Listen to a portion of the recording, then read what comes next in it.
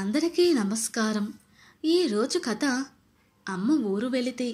రచన కోడూరి తిరుమల మాధవి గారు. ఇంకా స్టోరీలోకి వెళ్ళిపోదామా? సాయంత్రం 3 అవుతుండగా ఎందుకో తలనొప్పి మొదలైంది.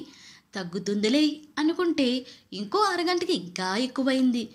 ఇక లాభం లేదని పర్మిషన్ తీసుకుని ఇంటికి బయలుదేరాను. అరగంట ప్రయాణం తరువాత ఇంటికి చేరాను. తలుపు తీసి లోపలికి రాగానే ఉదయం స్నానం చేసి తుడుచుకున్న టవల్ బెడ్ మీద కనబడింది. ఉదయం తాగిన టీ కప్పు టీపాయ్ మీద ఎండిపోయి ఉంది. ఇల్లు అంతా గందరగోళంగా ఉంది. చాలా చిరాకు కలిగింది. అమ్మా అంటూ పిలిచాను. సమాధానం లేదు. అప్పుడు గుర్తుకు వచ్చింది, అవును కదా, అమ్మ ఊరు వెళ్ళి వారం కావస్తుంది. తాతయ్యకు ఒంట్లో బాగాలేదు అంటే వారం క్రితం అమ్మ ఊరికి వెళ్ళింది. ఉసూరుమంటూ వంట ఇంట్లోకి వెళ్ళి కాస్త టీ పెట్టుకుని తలనొప్పి మాత్రం వేసుకుని పడుకున్నాను. ఇదే కనుక ఇప్పుడు అమ్మ ఇంట్లో ఉండి ఉంటే ఎంత హడావిడి చేసి ఉండేది, ఎంత కంగారు పడిపోయేది. ఏంటిరా విజయ్, తలనొప్పిగా ఉందా? ఉండు, వేడిగా టీ పెట్టి తెస్తాను. మాత్ర వేసుకున్నావా? అమృతాంజనం రాయినా అంటూ తెగ హడావిడి పడిపోయేది. అమ్మ హడావిడి చూసి నేను, ఏమిటమ్మా, చిన్న విషయానికి ఎంత హడావిడి చేస్తావు? కాస్త పడుకుని రెస్ట్ తీసుకుంటే సరిపోతుందిగా అని విసుక్కుంటే మొహం చిన్నపుచ్చుకునేది. అమ్మ ఇంట్లో ఉన్నప్పుడు తన విలువ తెలియదు. ఇప్పుడు తను ఇంట్లో లేకపోతే తెలుస్తుంది అమ్మ విలువ ఏంటో. అడగకుండానే అన్నీ అమర్చిపెట్టి అమ్మ లేకపోతే ఇల్లు ఎలా ఉంటుందో. వాకిట్లో ముగ్గు లేదు. పెరట్లో దండాలపైన ఆరేసిన బట్టలు లేవు. వంట ఇంట్లో గుమగమలు లేవు. దేవుడి గదిలో అగరబత్తులు వాసన లేదు. ఇంట్లో ఎక్కడి సామానులు అక్కడ పడి ఉన్నాయి.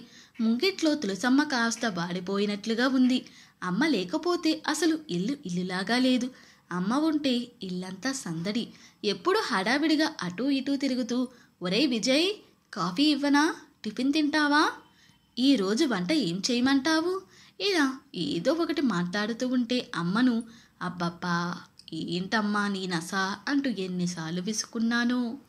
అలసట అనేది లేకుండా ప్రతిరోజు అన్ని పనులు చేసి పెట్టే అమ్మకు నేను ఎప్పుడు ఒక్క సహాయం కూడా చేయలేదు.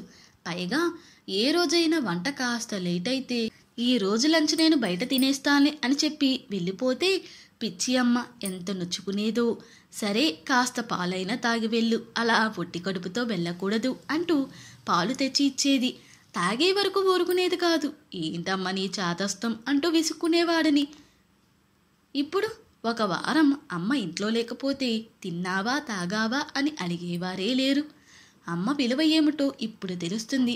ఇలా ఆలోచిస్తూ పడుకున్న నాకు తలనొప్పి కాస్త తగ్గినట్లు అనిపిస్తే లేచి మొహం కడుక్కుని వెంటనే అమ్మకు ఫోన్ చేశాను. అవతల నుండి అమ్మ, హలో, ఏంట్రా విజయ్, ఈ టైంలో ఫోన్ చేశావు? ఒంట్లో బాగానే ఉంది కదా అని అడగగానే, అమ్మా నేను బాగానే ఉన్నాను, నువ్వు ఎలా ఉన్నావు? తిన్నావా? మందులు సరిగ్గా వేసుకుంటున్నావా? తాతయ్య ఎలా ఉన్నారు? ఆయనకు ఇప్పుడు పర్వాలేదు కదా? నువ్వు ఎప్పుడు వస్తున్నావు అంటూ అడగగానే అమ్మ ఆశ్చర్యపోతూ, ఎప్పుడూ లేనిది పరామర్శలు ఏమిట్రా అని అడిగేసరికి, ఏం అడగకూడదా అన్నాను. సరే గాని తాతయ్యకు ఇప్పుడు పర్వాలేదు, రేపు ఒకసారి డాక్టర్ దగ్గరకు తీసుకుని వెళ్ళి చూపించి నేను ఎల్లుండి బయలుదేరి వస్తాను అనగానే, సరే అమ్మా అలాగే అని ఫోన్ పెట్టేశాను. 2 రోజులు గడిచాక అమ్మ వచ్చింది. అమ్మను చూడగానే పోయిన ప్రాణం లేచి వచ్చినట్లు అనిపించింది. అమ్మయ్య వచ్చేసావా అంటూ అమ్మను గట్టిగా కౌగలించుకున్నాను. ఏమిట్రా ఈసారి నీ వాలకం అంతా కొత్తగా ఉంది అని నవ్వుతూ ఇల్లంతా నీట్గా ఉండడం చూసి ఆశ్చర్యపోయిన అమ్మ, ఇది మన ఇల్లేనా అని అడుగుతుంటే, సారీ అమ్మా, ఇన్ని రోజులు నువ్వు ఇంట్లో ఎంత పని చేస్తున్నావో అస్సలు పట్టించుకోలేదు. పైగా నేను విసుక్కునేవాడిని. నువ్వు ఇంట్లో లేని ఈ 10 రోజులు నీ విలువ ఏమిటో తెలిసింది. అమ్మ ఉంటేనే అది ఇల్లు, అమ్మ లేని ఇల్లు అసలు ఇల్లే కాదు. ఇక మీదట నేను కూడా నీకు అన్ని పనుల్లో సహాయం చేస్తాను.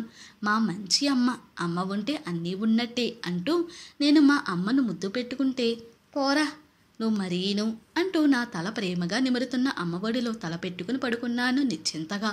ఇంతటితో ఈ స్టోరీ ముగిసింది. ఈ స్టోరీ కనుక మీకు నచ్చినట్లయితే, మరియు నా ఎక్స్ప్లెనేషన్ కనుక మీకు నచ్చినట్లయితే ప్లీజ్ లైక్, షేర్, సబ్స్క్రైబ్.